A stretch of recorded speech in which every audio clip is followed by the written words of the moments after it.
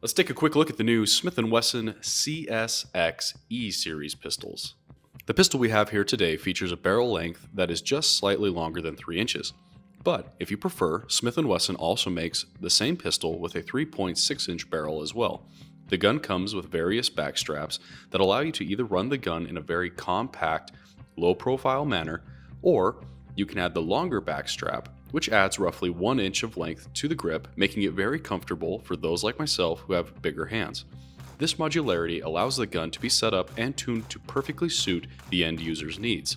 Some of the pros I found of the pistol is that it is optic compatible, has a very modular grip to accommodate various size hands, has a decent, maybe not great trigger. It does come with 3 mags in the box, and it has a manual safety, which I do like, and the overall fit and finish is very nice. Maybe some of the cons that I found with the pistol is that the trigger could be better. It doesn't have the best, most tactile reset in the game, something that maybe could be improved upon.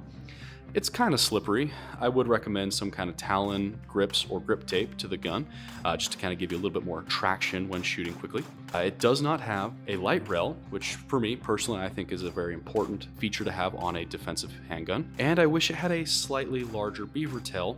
Again, that is a personal preference and something that, I'm kind of stretching for. Again, if you have bigger hands, maybe not catching the slide as I did while shooting the pistol.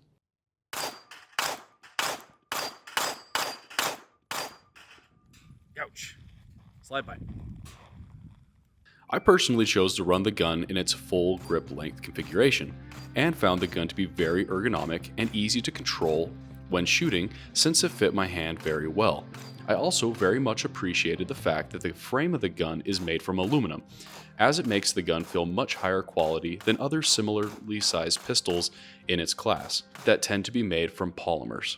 That being said, my only complaint about the grip of the gun is that on the areas that aren't textured, it felt very slippery, and I think it could benefit from something like Talon grips or grip tape to give the gun a tad more control and texture. I think as far as the fit and finish goes, it feels like a much higher quality gun than many other pistols in its class, and its ability to adjust grip sizes to fit different hands I found to be very useful given that I have larger hands. I also think that it shot quite well for something as small as it is.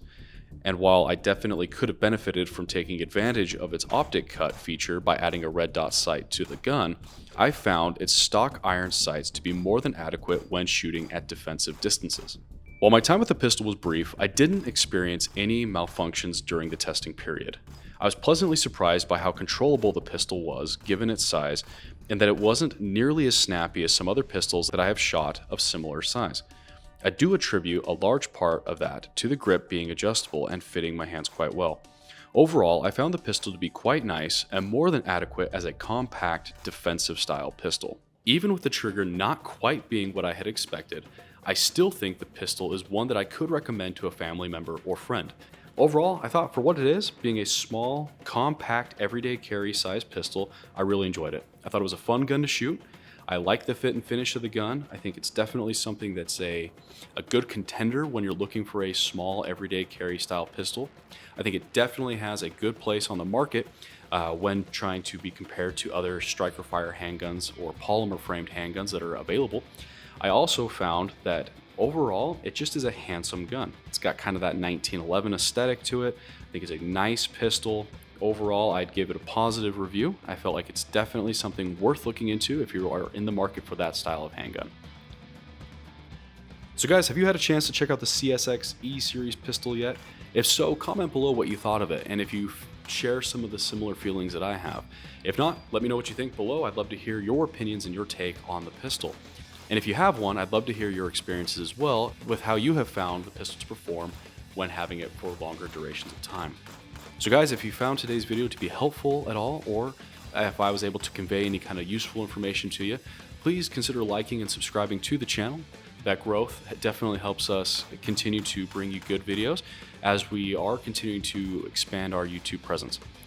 Also, if you haven't already, please check us out over on our Instagram page, modern.warriors.